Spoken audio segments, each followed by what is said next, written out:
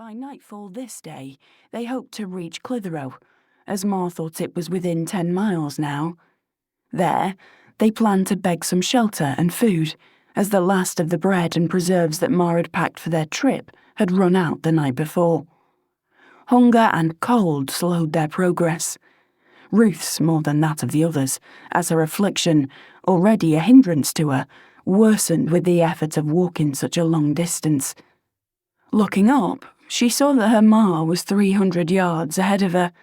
Behind her Ma trailed her sister, Amy. Her curly hair frizzed even more than usual by the way the wind had played with it. Amy hated it, and thought Ruth lucky to have long, dark hair. Amy's wouldn't grow long. It became too tangled, and Ma had to cut it.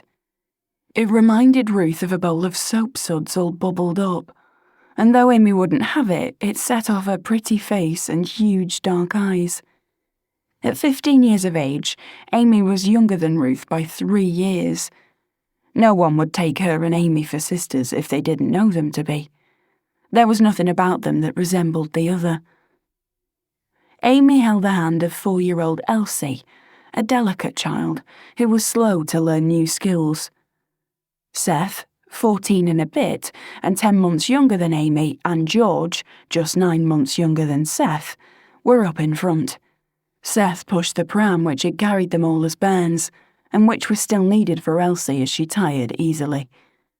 2 handsome lads, Seth and George, looked very much alike, and had the same appearance as Ruth, with their dark complexions, black hair, and shining blue eyes.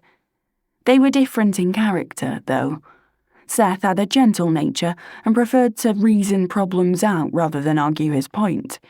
He tended to be shy and rarely put himself forward. George, though quick to lose his temper with people, had a wonderful way with animals. In contrast to his short fuse, he also had a good sense of humour, and at times was so funny with his antics that he'd have you wetting yourself. The 5 of them were the only survivors of the 10 children Ma had birthed.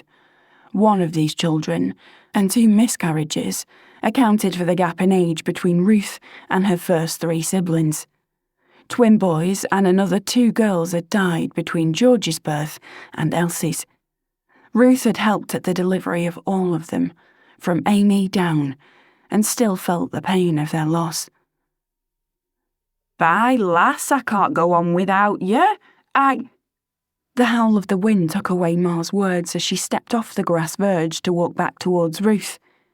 Ruth opened her mouth to urge her Ma to go on once more, but fear changed what she was about to say. "Ma? Look out, Ma!" The coach had come from nowhere. The horses reared. Ma cowered. Her body fell to the ground. The hooves of the startled animals pounded down on her. The screams of terrified children and the whinnying of the stallions filled the space around Ruth. Her own scream strangled in her throat.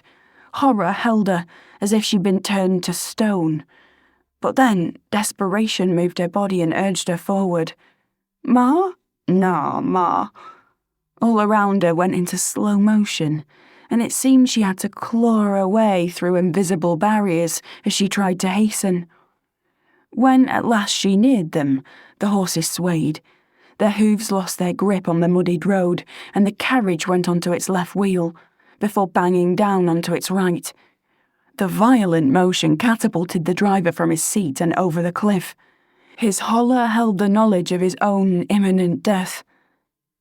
The carriage didn't right itself, and the crashing and splintering of its wooden structure drowned out the sound of the desperate driver. A face appeared at the window of what was left of the carriage, a lad, his hair curled tightly to his head, his eyes holding a look of terror. Mud splattered Ruth as one of the horses tried to keep its grip, but the animal lost the battle and slid over the edge, pulling the coach almost upside down. The face disappeared. The 3 horses remaining on sturdy ground reared against the weight of the one dangling below. Steam rushed from their nostrils. The whites of their eyes glared their own terror and compounded Ruth's horror.